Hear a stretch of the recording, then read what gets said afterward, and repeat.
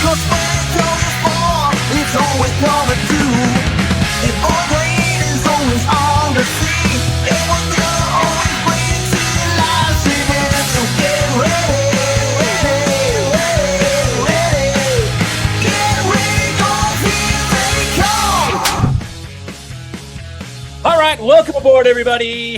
Happy Thursday. We're talking Buffalo Bills football minicamp underway. We'll get into it with Anthony Prohaska from Cover One. We are presented by Northeast Roofing Professionals. Today's video brought to you by our friends at Creative Florists over there with the Allen Floral Group. Go see our friends at Creative Florists. They've got creative everything. It's fantastic. Flowers good for every occasion. So go see our friends at Creative Florists. And you can just go to allenfloralgroup.com to get a hold of them or any of the other florists in the greater central New York area that are in your neck of the woods, so to speak. All right, here we go. Talking with Anthony Prohaska. Let's bring him in from Cover One. And before we get to Anthony, dare I say, to Bills stuff, let us do this, Anthony. Let us talk about all things New York Knicks, because we can't do a podcast today. Nobody in America, whether it's a Bills podcast or Giants podcast or Jets podcast, can walk into their podcast today and ignore the elephant in the room. You see me. You see it, right? It's everywhere. All right? All right? Come on. All right? One game away from a championship, but the Knicks execute the greatest comeback in the history of the NBA playoffs. Not even just the NBA Finals, the NBA playoffs. We're down 29 points in the second half, over 20 points. I think it was 24 or 25. And, well, I don't know if we got up to, I think got up to 20 in the fourth quarter. But anyway, the greatest comeback in the history of the NBA playoffs. You don't need to say anything more of that. That's the superlative that you need. Before we get into Bill's stuff, we're all New Yorkers. So give me your thoughts. Give me your flavor. How shocked are you? How surprised are you? Did you watch the game? Did you watch it to the bitter end? Did you turn it off at halftime? Because I know if you're not a Knicks fan like I am, I watched every darn moment of it, right? To the agonizing end, if it was going to be an agonizing end, or to the glorious end, which it was a glorious end. But I wasn't leaving that television last night. That's my team in the NBA Finals. I'm not missing a minute of it. But I wonder, with people who are not Knicks fans, the two of you would certainly apply. You say, come on, halftime, this thing's, oh my God, 72 points and a half. It's, they're crushing them. I mean, I might as well just, go watch, CSI or something. Give me your thoughts, Anthony. You start first. No, I definitely didn't think it was over. I mean, I'm a Bills fan. I've watched leads evaporate and the shortest of things go away and the rugby pulled out from under me. And like we were talking before we went online here, just in today's NBA, I know obviously 29 points is a lot, but I've just seen so many games where a team is down 20 plus points, especially early, but even into the third quarter, and leads can just evaporate. You get somebody who hits a couple threes at the same time the other team goes cold, and all of a sudden a 25-point lead becomes 15, and then it becomes 8, and all of a sudden things start to change. So no, I didn't think it was over. I thought, there were still some things that are possible, especially when you have a player like Brunson. Brunson is sick and can go from having 5 points in the game to exploding for 17 or 20 in a quarter. And you couple that with, again, like we were talking offline, I don't know what happened to the Spurs just forgot how to play basketball for the majority of the second half. Castle getting into foul trouble again early into the second half. He picks up his fourth foul in the first 3 or 4 minutes, if I recall. And like I told you, I remember he went off, and I was just like, that just doesn't feel good. And I was like, but okay, we'll see what happens. Keep plugging away. And the Spurs shooting with 20 seconds left on the clock late. Some of the decision making from Fox down the stretch. Great play from OG, to win the game, but he just has a clear access right down the lane to the rim. No one boxes out. No one does anything. It was just very nice. It's like the Red Seas parted for very OG. much. Let me just go down the lane. I'll elevate above everybody else and tip this one in. I mean, it was an amazing play. For sure. How the Spurs let that happen, and what Victor Wembanyama was doing out there contesting Jalen Brunson's three. I mean, get under he's 7'5". Get under the rim, dude. If the dude hits a three. Let the little guards cover him. You don't got to go out there and cover him. But a lot of times, a lot of plays in that second half, Wembanyama was on Brunson. I was like, what is going on here? Why are these two guys matching up with each other? This is the smallest guy on the court with the largest guy on the court. That never makes any sense in the NBA. What about you, PG? Go ahead. It's crazy. Yeah, no, it was everything for someone to have the greatest comeback of all time, someone had to have the greatest collapse of all time. So, Mhm. like, I know it's two sides, right? you need both, and just everything broke right. There's a few lackadaisical plays on the defensive rebound or what would have been offensive rebound. Like De'Aaron Fox was just watching the ball go up, and it happened a few times. It wasn't just De'Aaron Fox, but he's one I remember on that OG Anunoby play where he gets the ball in. It goes back to it goes initially to Jalen Brunson, who tries to hit the three. It deflects off, and De'Aaron Fox just has his hands inside. He's just watching it. He's not preparing to rebound. He's not boxing out, and that allowed OG Anunoby to part the Red Seas and come on in and get that opportunity to go in. So again, just for everything to break right, for the Spurs to just start randomly chucking up threes, being up 20, like you're like, wow, it's weird shot selection. Like, why are they doing that? Like, I'm not saying you have to bleed every possession like a shot clock and just waste it down to one and then you got to be suck it efficient. up. Yeah, 100%. So like that to me, I just kept noting it. Like they'd be up 25, and I'm like, they're That just was a chucking bad up a possession. three. I'm like, That was wow, a bad possession. that's Right. a It was bad just possession, check, 100%. check. So just Knicks played some defense, but I agree there were a lot of terrible possessions. Man, And you need another thing, you guys can comment on this. One other thing, you talk about like breaks. All right. So the Knicks, while they ended up winning this game, and it's nothing but glorious celebration in New York today with one more to go before it's euphoria off the charts. Josh Hart's miss on that layup, essentially, okay, where he was unsure. He should have just dunked it. I don't know what he was scared of, but then he tries to just do the drop in and then it hits the back and rolls off. I mean, that play could have lived in infamy, I was telling you guys, just like the Buckner between the legs if the Knicks lose this.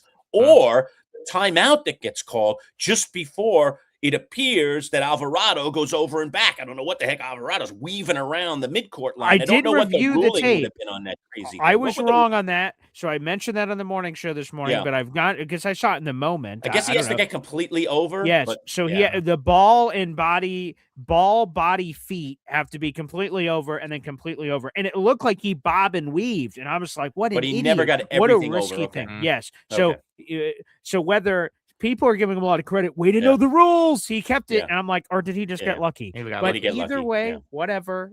I watched the tape.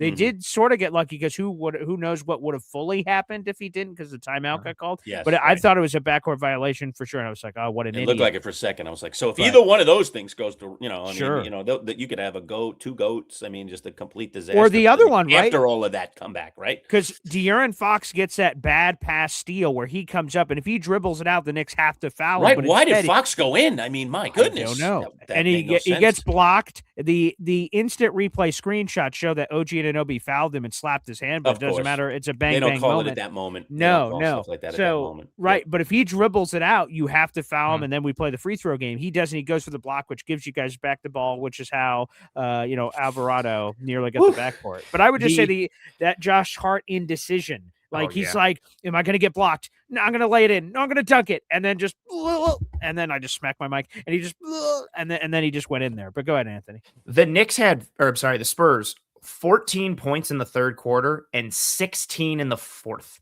They had 30 total points in the second half. That's horrible. I don't. Again, this is not to take anything away from the Knicks. If you just play like you had 76 points in the first half. If you just play an average half of basketball, you're looking at 116 points. Like easy, you put up 40 in the second half. Like, that's I shouldn't even say average with what today's NBA is. Like, that's an average half in like 90s basketball. Yeah. Right. You just had to not throw up all over yourselves. And I don't know if they got too cocky. I don't know if they just lost focus. But really, all three of the games that they've lost, game one, they were up like 15 or something in the third quarter.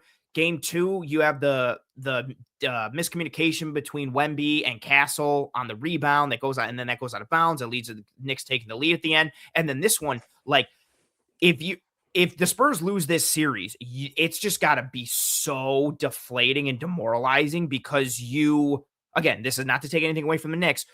The Spurs gave so many things away, especially in this game, but really in the other games as well. It's so crazy that in moments they can look like the most organized, technically sound, fundamental team in basketball, and then go on stretches where everybody forgets how to play and just the philosophy changes, the identity, or everybody forgets it. And just an epic collapse, and we'll see if they're able to rebound. No pun intended. Here's the thing. I will end it with this, all right? And this is, you kind of hit on it in what you were just saying about what they scored in the first half and what they scored in the second. When it got to halftime, I was sitting there, just kind of like doing the math in my head. And I was like, wow, well, basically, they're down a quarter worth of points. Right. I mean, literally. Yeah. So I said to myself, the only way for them to win this game is they have to basically stop the Spurs for an entire quarter or just about, they're going to have like a 7-point quarter or something like that, to even it. It could be the third, or it could be the fourth, or it could be a combination of the two. But essentially, the Knicks are behind an entire quarter worth of points, just usually around 30-ish points, Yeah. So, and I was just like, wow, that is like, I always have said this for years. Paul knows this on a radio show going back years and years and years. Basketball's never decided till the fourth quarter. I don't want to hear about you had a 30-point lead in the first half, a 40-point lead. It doesn't matter if you don't finish the game. And look, one team did that in the first half, the other team could do that in the second half, and now you have yourself an even Steven game. Like, this happens in basketball all the time.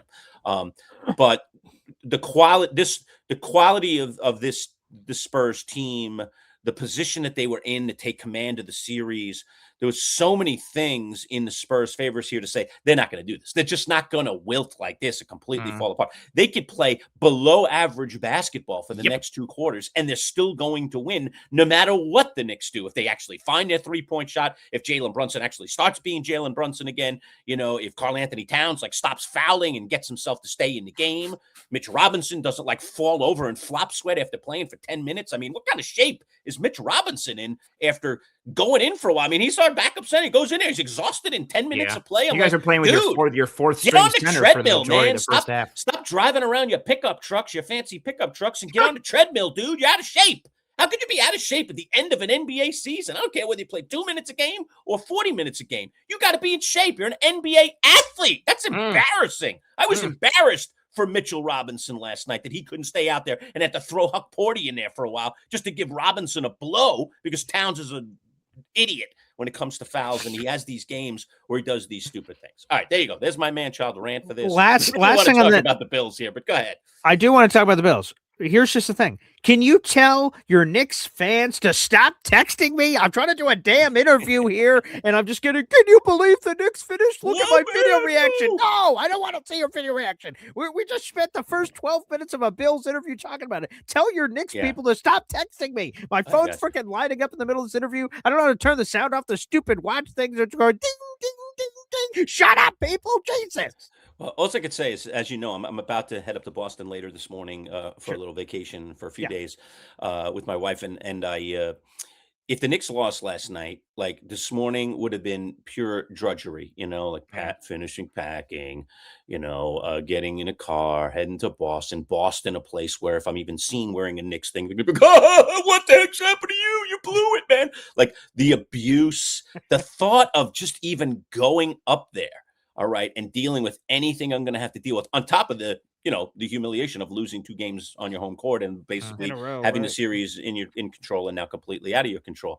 It goes from that to yeah, man, I don't care. Whatever you want, honey. Sure. Yeah. Sounds great. Okay. We can leave as late as you want. Don't worry about it. I'm so I am so it's cool. Everything's cool this morning because when you experience that kind of euphoria, it just carries you into the next day. You're like that. I'm bouncing off the wall. You're like a Disney princess at the beginning, and all the animals are singing and talking to them, and the sun is coming in beautifully, and everything. Whatever you want. Whatever you want. So, Anthony, what should I ask Lurch in this moment of weakness that I can take advantage of now that normally a sane-minded man-child wouldn't allow? What should I take advantage of? Oh, I don't know. You'll know better than me. You're better at these games of chicanery and skullduggery. So I don't know. I mean, she could probably say to me this morning, can I just take $5,000 out of your bank account and buy a dress this morning? I'd be like, go for it, honey. Go for it. Sounds great. You know, like what? Just make it Did I orange and blue. Did I Nick's just say colors. okay to Buy that? You whatever know, you like want. yeah, just the euphoria is unbelievable, and I think all of that plays in. All right, since it's a logical time, dare I say, to just take a moment, take a break, say hello to our sponsors, and then we will come back. I promise. This is a Bills interview.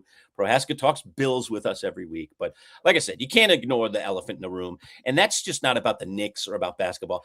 Last night was about sports. It was about a comeback in sports. It is what unifies us as people. We are in, dare I say, this moment in time, it seems, that we're so conflicted with each other. We're so unhappy with each other. We're so this, we're so that. But last night, during that game, nobody cared about any of that. What they cared about is, can this team do it? Is this other team going to blow it? And I know there are two sides of it. I'm sure people in San Antonio are, tails between their legs and crying like there's no tomorrow. But then there's the New York side of it where there's absolute bedlam and euphoria. So that is sports. I mean, sports does that, and it's a really, really cool thing. And the Spurs, in all due respect, who are likely to lose this series, although it's not over. I'm not saying anything's over. After watching that last night, am I going to say this series is over? Am I out of my mind? No, I'm not. All right. Because I just saw a game that I thought was over and wasn't over. But the fact of the matter is that, the Spurs are a young team. They're ultra talented. They're going to make more roster moves. They're going to get better from this. So you learn from these mistakes too. And they will, assuming they lose the series and the Knicks go on to win an NBA title. But again, we're not counting on any of those chickens to be hatched. All right. We're presented today by Northeast Roofing Professionals. Today's video brought to you by our friends at Creative Florists. Let's take a moment, say hello to our sponsors, then we're back. Anthony Prohaska, all things Bills. We'll talk Bills minicamp when we return.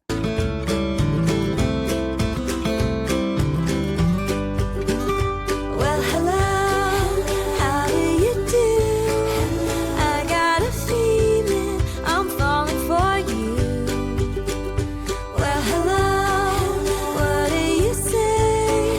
I think we can make it a beautiful day. We're gonna make it a beautiful day. Finding the right local roofing company can be tricky. You don't want to hire the wrong roofers, or you could end up spending a fortune on repairs. The pros at Northeast Roofing Professionals can ensure your home is protected by a strong and sturdy roof. Locally owned and operated, over 30 years experience, free estimates, and competitively priced. Don't settle for an inexperienced roofing contractor. Turn to Northeast Roofing Professionals. Discounts for military and first responders. Reach out and let them put a sturdy roof over your head. NERPCNY.com. NERPCNY.com. All right, welcome back, everybody. Manchild Show with Board Green Digital at MC Show Digital. Don't forget to like our video on the way in. If you're not already a subscriber, we need you. Please subscribe to our channel, youtube.com/at MC Show Digital. The reason we need you, we're closing in on 1,000 subscribers, and we need every single one of you to help get us to that journey. We're trying to get there by our 1-year anniversary. We're about a month away, so we need you on that wall. We want you on that wall with Jack Nicholson, your way to a subscribership, and it's free. It's absolutely free. And just find out when we're putting out videos and things of that nature and get a little into our world, all right? Which includes all you Bills fans out there, all right? Jets fans, Giants fans, New York football. We love it. We love it all. And we even talk Knicks, dare I say, sometimes, as we did in the first 15 minutes of this video. All right, it is time, Anthony, to talk about the Buffalo Bills. And the Bills are in minicamp, so let's talk about minicamp. What is the significance this season for minicamp for the Buffalo Bills? Ooh, I think it's, defensively starting to kind of try and parse out the roles and usage for certain players, especially some of the younger guys that have kind of undefined roles. What happens with Landon Jackson? What happens with TJ Sanders? Deion Walker, what does his trajectory continue to look like? And then, on the other side of the coin for the defense too, like tying in some of the more, dug in Bills players for the years. What does Greg Rousseau look like in this defense? What does Ed Oliver look like? How do the new draft picks and free agent acquisitions all play? So I think a lot of it is defense, based, new scheme, new philosophy, new identity, new defensive coordinator, and essentially staff. So kind of tying in all of those elements, because it really wasn't the overhaul that I think a lot of fans thought there might be from a personnel standpoint. So it's really kind of seeing how this defense develops, where the puzzle pieces fit and how they align. And then offensively, it's more, I think, simplistic. What happens at left guard? What does DJ Moore look like? How healthy is Dalton Kincaid? And then how does some of the, younger guys fit in? But a lot of the things on the offensive side are decided And obviously all of that, offense and defense will be monitored as we go forward. But now that we're in the mandatory portion, I think people are trying to look for more breadcrumbs and more significance to be able to kind of figure some things out. In that same vein, how has this offseason been different with Joe Brady as head coach as opposed to Sean McDermott for like the last 10 years? I kind of think it's been the same. Is that good or bad? We'll find out. Okay.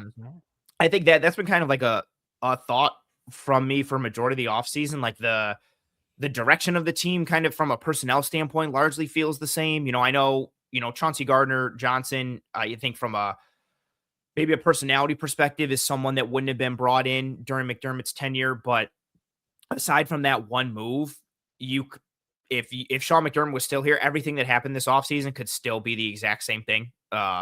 For the most part under Sean McDermott as it has been under Joe Brady. And I think that kind of ties into, Brandon Beane still being, at the forefront of the ship here and everything kind of trickling down from there. I think, it's been a little different with some of the things that he and Beane said during the press cycle, especially early in the offseason, at the combine, around draft time.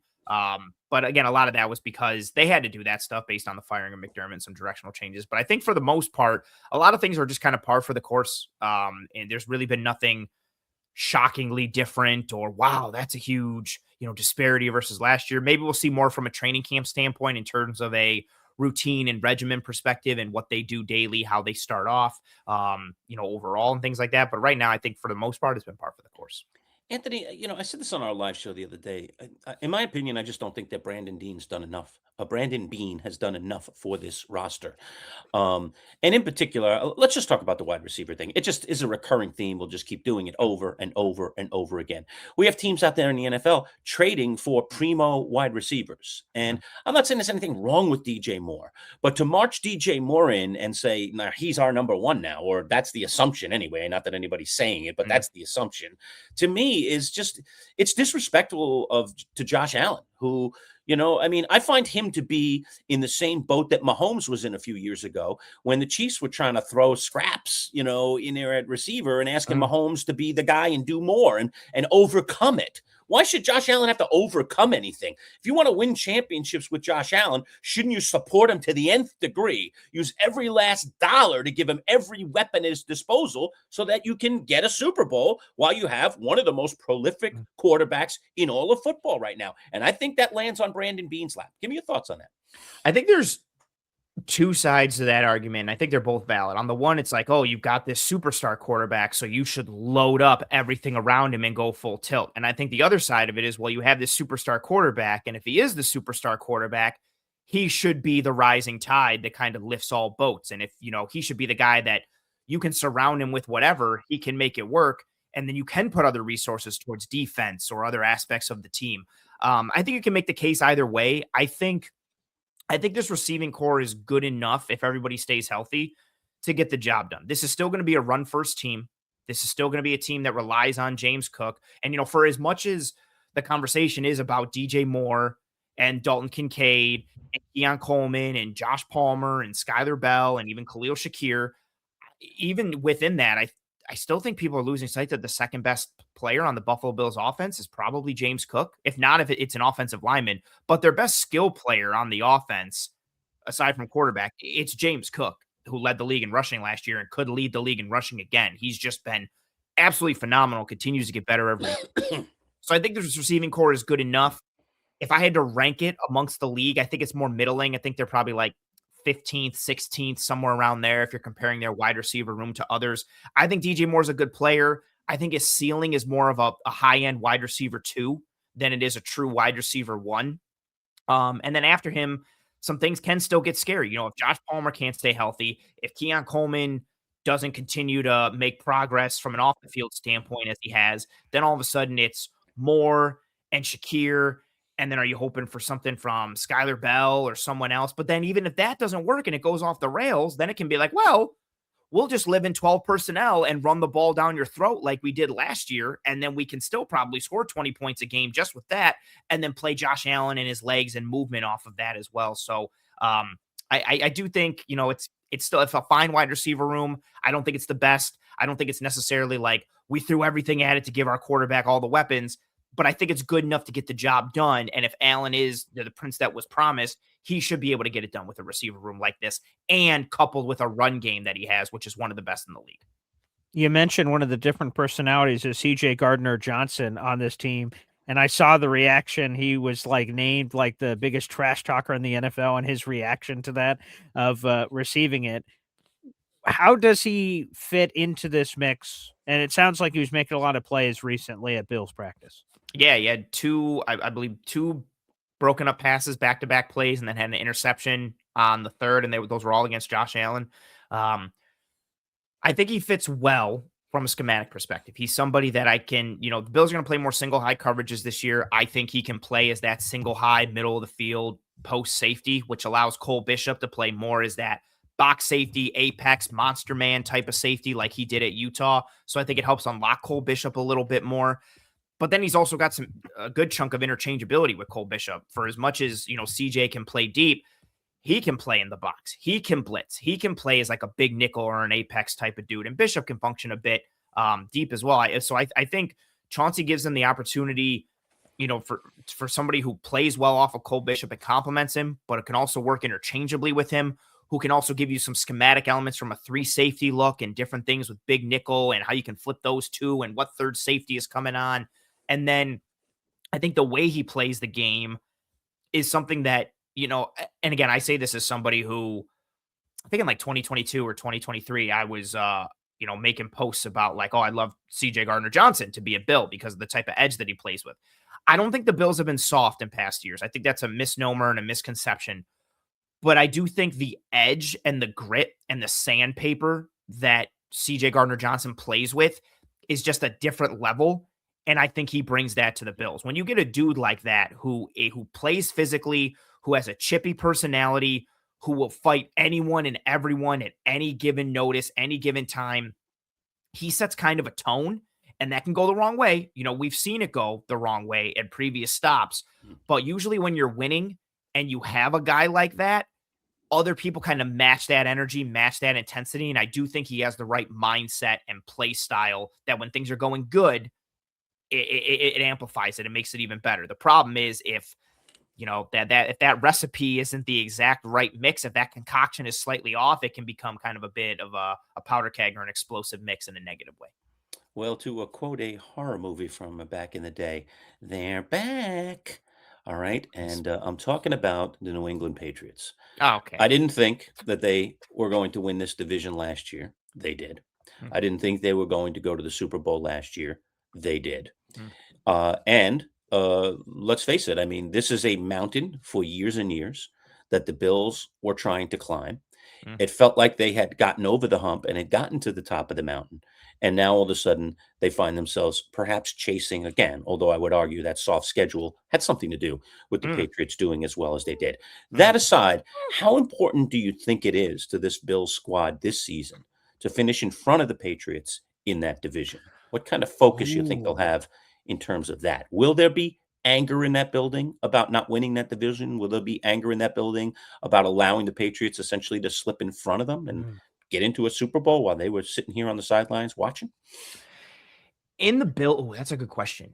I think that's a good question from in the building perspective and from a fan base perspective. I think in the building and from a fan base perspective, I know you didn't mention fan base, but I'll include that in there. I still think the most important thing is winning the Super Bowl and being the best version of yourself come playoff time. Similar to the conversation we had last year around this when the Patriots were upward trajectory and the Bills were faltering a little bit. We've seen the Bills win the AFC East year after year after year after year. Granted, they never got the one seed, but we've seen this team have a home field advantage for a good chunk. We've seen them play the Chiefs at home. We've seen them have important home playoff games, and they still haven't gotten to the Super Bowl. They arguably should have last year. They didn't win the division. They still very easily could have gone to the AFC Championship where they would have played the Patriots again. And I know a lot of Bills fans were kind of clamoring for that, even though it would have been in New England. So I don't really think there's a, necessity and an emphasis on that. I know from a Sean McDermott standpoint, they believed in looking at things very kind of like incrementally. So like step one is, to win each week because step two is to win the division. And then step three is to, win the Super Bowl. And it's all like, okay, let's make the playoffs. Let's do this. Let's get this win. It's all, bit by bit. You don't just jump from A to D. You got to get B and C along the way. I don't know if Brady is necessarily preaching that same message. I would imagine he is, because this isn't a team that's going to look too far or get out in front of their skis too much. But I think internally they do want it a little bit. I think they know, and they kind of hear the noise a little bit. I think Joe Brady as a first-year head coach, Brandon Beane as a leader and GM who is, I don't think is necessarily on the hot seat with Terry Pagula, but I think he's on the hot seat with fans. I think Bills fans are just waiting for anything to go slightly wrong so they can grab the torches and pitchforks and start marching. I think that's just kind of the temperature amongst the fan base. And obviously, if things go right, they'll welcome that as well, but they're waiting for the Bills to get stomped by the Texans and then lose to Detroit in the home opener and be 0-2 so they can see it's Beane. Beane was the problem all along. He should have gone instead of McDermott. He should have gone with them. Joe Brady's not the guy, so on and so forth.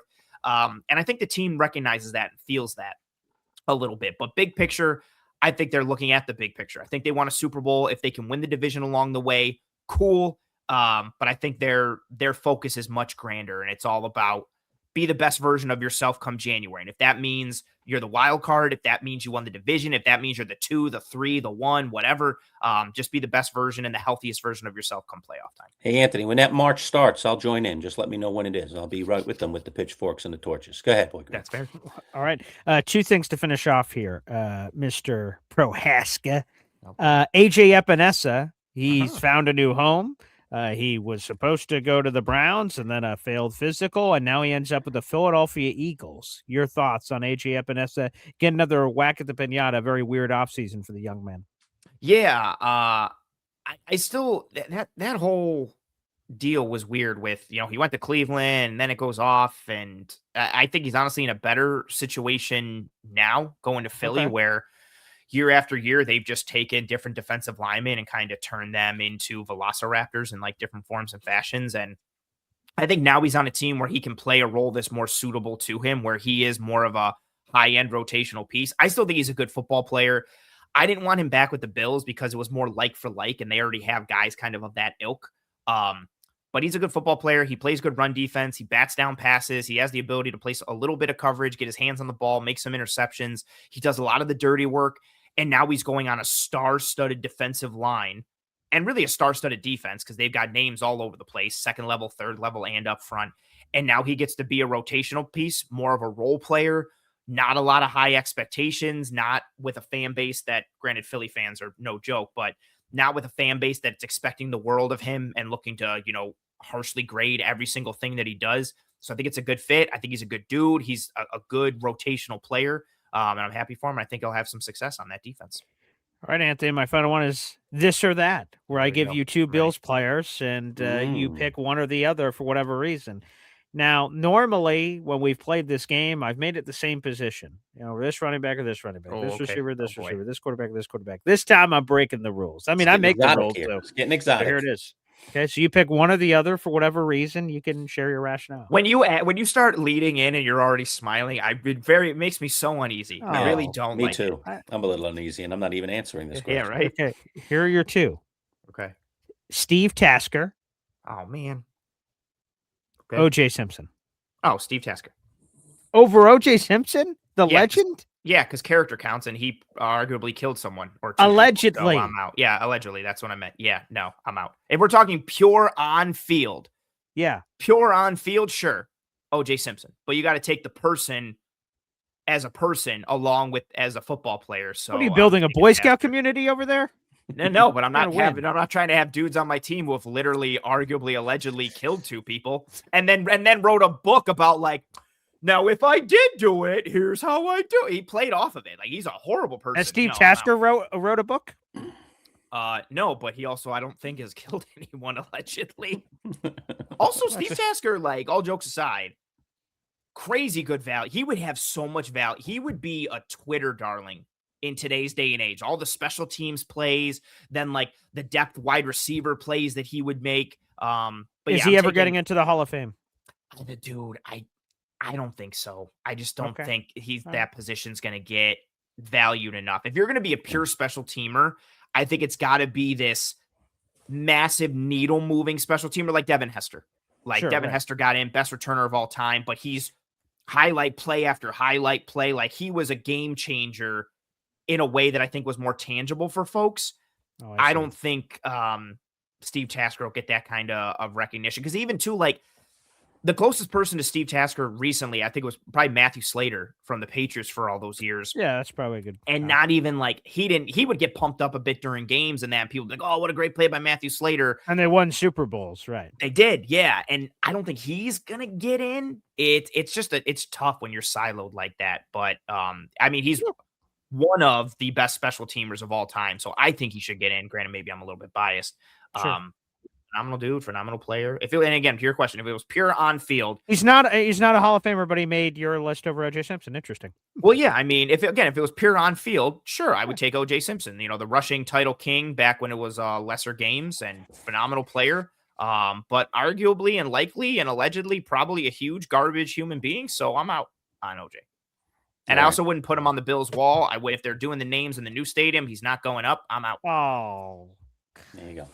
Anthony, always appreciate it, man. Appreciate your viewpoints. And Nixon 5, baby. Nixon 5. We appreciate you, brother. Take care of yourself. Thanks for coming on. Thank you for having me. Enjoy your trip, and yeah, I'll see you next week.